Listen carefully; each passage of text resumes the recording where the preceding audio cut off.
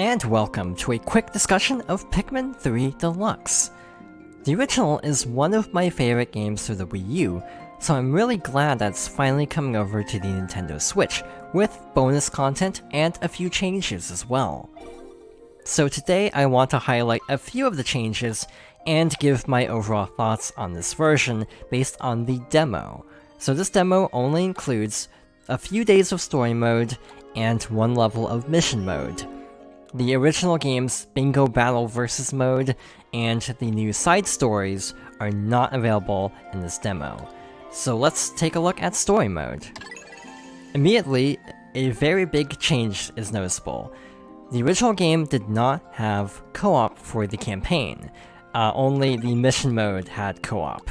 So this is a big deal because this is the first time in the series that a Pikmin game has had co-op for the main story, and it feels like such a no-brainer. I'm actually surprised it took them this long to try it, because of how the series emphasizes multitasking. It feels like it would be a perfect multiplayer, like couch co-op game. So I'm really glad that they finally implemented this, even though I'll probably never try it myself. Another big change is the addition of a file select. The original game only had one file per profile because of the fact that you can go back to earlier days, but it can be a bummer having to basically erase your save file if you want to go back and do something differently. So being able to back up saves is a really great addition. There are also difficulty options now, so there's normal mode, which has slightly longer days, so it's actually more of an easy mode. Hard mode is actually closer to the original Wii U version's difficulty, and then there's Ultra Spicy, which I hear is much tougher because of having shorter days and fewer Pikmin at a time. So I'm looking forward to eventually trying that. But let's get started with Day 2, because the demo ends after the first boss, so we have to go back in time a bit.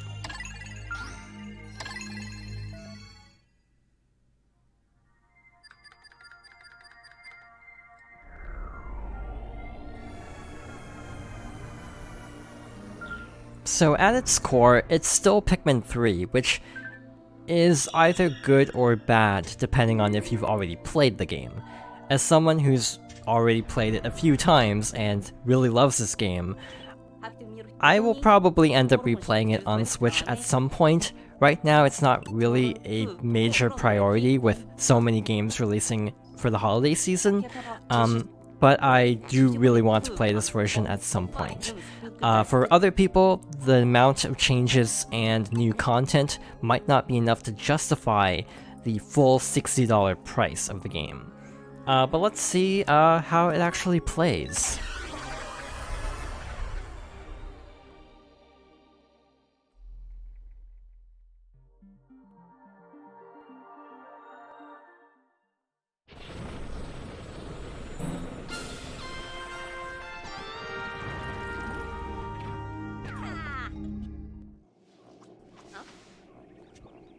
So the goal of Pikmin 3 is to use the Pikmin to clear out obstacles and collect fruit to survive, and also to bring back fruit to grow food for the planet Kopai. If you've played a Pikmin game before, this should be fairly familiar, but it is actually very different than Pikmin 1 and 2 in a lot of ways. For example, a lot of the mechanics have been overhauled to be a lot more automated, which is kind of a good thing and a bad thing, I find. Like, swarming is gone, but instead you now have full camera control, and other mechanics have been tweaked a little bit as well. This here is the Copad, or that was the Copad. Instead of being on the Wii U gamepad, now it is a menu via the minus button. So I actually prefer this, I think. I don't really like looking down at the gamepad constantly. By the way, this is also a change. In the original version, the map was not fully visible until you actually explored everything.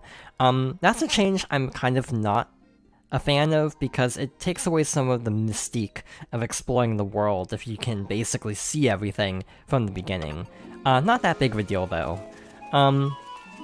So, like in the original, you have a lock-on for throwing that is not in the GameCube games, and is honestly a really great inclusion, especially on the Wii U version when using the Wii U Pro Controller and Wii U Gamepad. The original also supported the Wii Remote and nunchucks, so they played a lot like the new Play Control versions of Pikmin 1 and 2.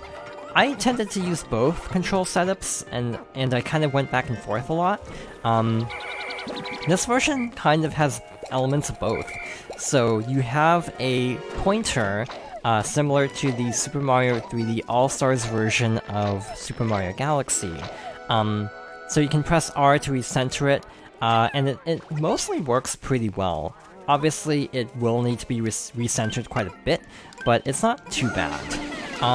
Compared to the Wii U version, the controls actually are set up more like the GameCube games. The original Wii U control setup was really odd. For example, B was dismiss and ZR was whistle. So in this version, now B is back to the whistle and X is now charge, which kind of takes the place of dismissing in the original, but now dismissing is on its own menu via the Y button, so even compared to the Wii U version, this is a little bit different. So charging kind of takes the place of swarming in some ways. By the way, these little eggs here that have nectar were not here in the original, so normal mode did tweak a lot of other things as well, instead of just, you know, changing enemy health amounts and giving you more time. Some layout things have also been altered to make things a little bit more beginner-friendly. So, in general, I think Pikmin 3 Deluxe earns its moniker of Deluxe. A few changes I'm not the biggest fan of, though. For example, whistling has a much bigger radius now. It's kind of overkill, actually. It might be too much, to be honest. It's nice to be able to quickly call Pikmin, but now there's not really much of a risk of accidentally leaving a Pikmin behind when the whistle basically takes up the entire screen. If I'm not mistaken, there's also a new feature where you can actually call back Pikmin using the SS Drake, which is the ship, which kind of reduces some of the risk of leaving Pikmin behind at the end of a day, even though it is still possible that they could get into trouble on the way back while walking by themselves. Walking on works differently than on the Wii U version. It doesn't change the camera perspective, which I actually kind of like. So basically, enemies have different weak points in this game, so a Bulborb is vulnerable at its little eye stalks, so instead of aiming directly at its back, it's possible to stun it by tossing Pikmin at its eyes, like so. Overall, I do feel like things like that make Pikmin 3 one of the easier games to begin with, so I would be curious to see how the difficulty tuning changes some things. Like, I do worry that some of the changes might make the game a little bit too easy, actually, considering this game was fairly manageable to begin with. Though in all honesty, I'm actually not sure if I think Pikmin 3 is one of the easier games, because it's actually one of the more stable games, to be honest. Having recently worked on a replay of Pikmin 1 that will be uploaded to the channel sometime in 2021, that game has some technical problems that make it overall a lot more difficult than this.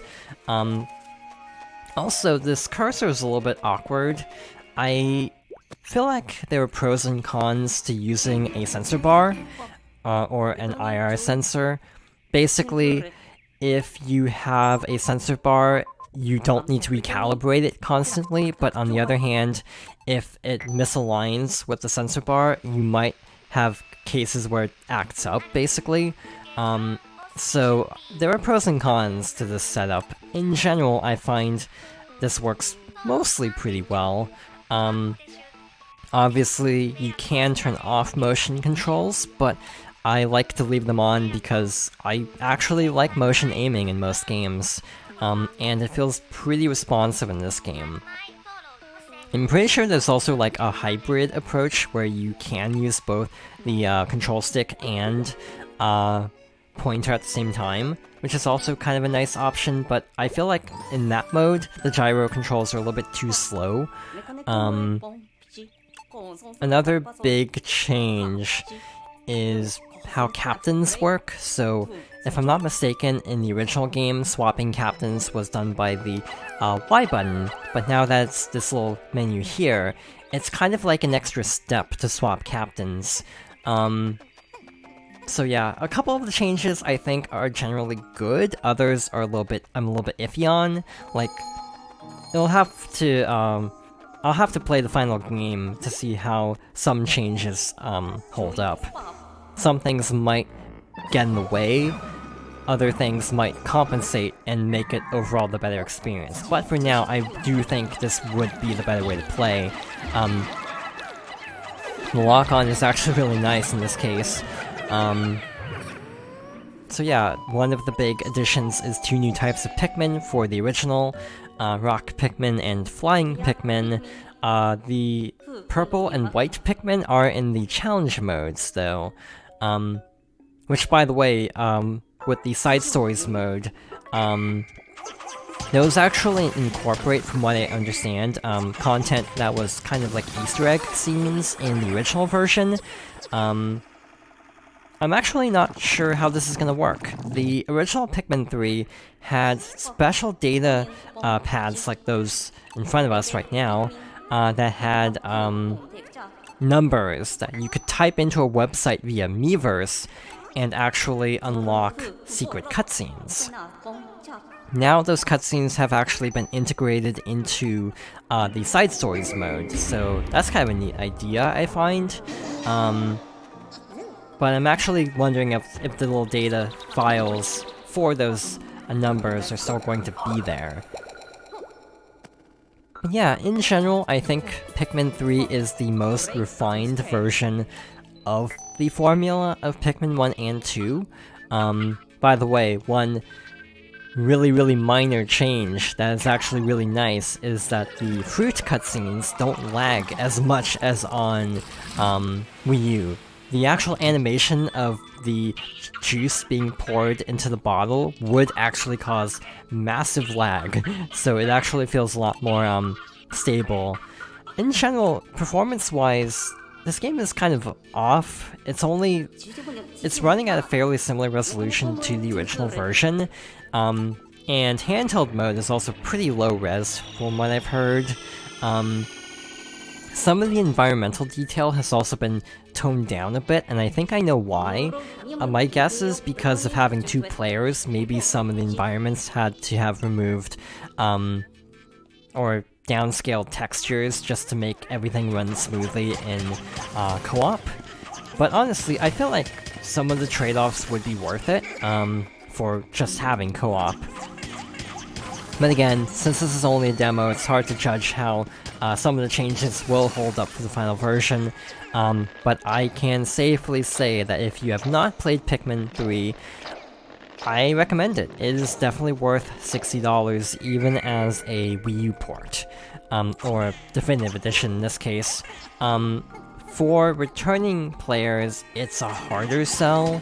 A lot of people actually really prefer using the Wii Remote and Nunchuck with the gamepad, like, on a table to use as the menus. So basically using both gyro controls and having the menus available at all times. As someone who primarily used, like, Pro controllers, I personally didn't really like using the gamepad that way. It's honestly my big issue with a lot of Wii U games, having to look down at the gamepad constantly. But overall, I do think both versions are perfectly fine. and it's worth experiencing Pikmin 3 in any capacity, I would say. Even if you didn't really like the original games, I still would almost recommend this game, at least trying the demo for one thing. Because I do feel like this game does a lot of things that make it much more palatable than the originals. By the way, one really weird change is they actually took out the day counter on the HUD. So after this cutscene, if you look at the top right, it'll list the number of juices we have left. So instead of like a traditional day counter, it's basically showing how many days we have left. It's kind of a minor change, but I kind of don't like it because it breaks tradition.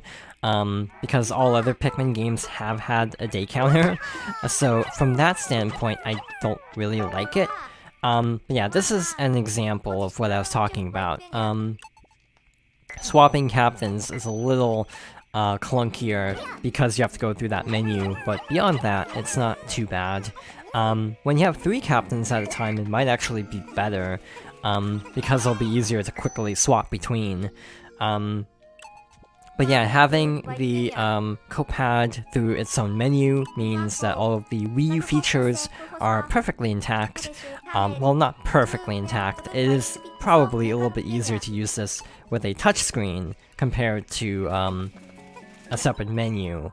But yeah, overall, I do think this is still a fine version of the game. If you have the Wii U version and like that version, it might honestly not be worth upgrading.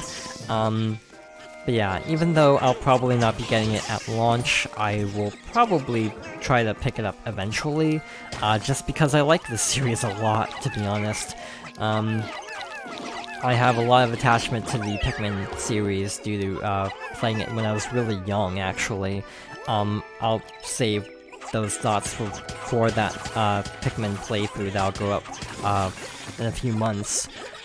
But with that being said, I think I am going to call it here for now. So,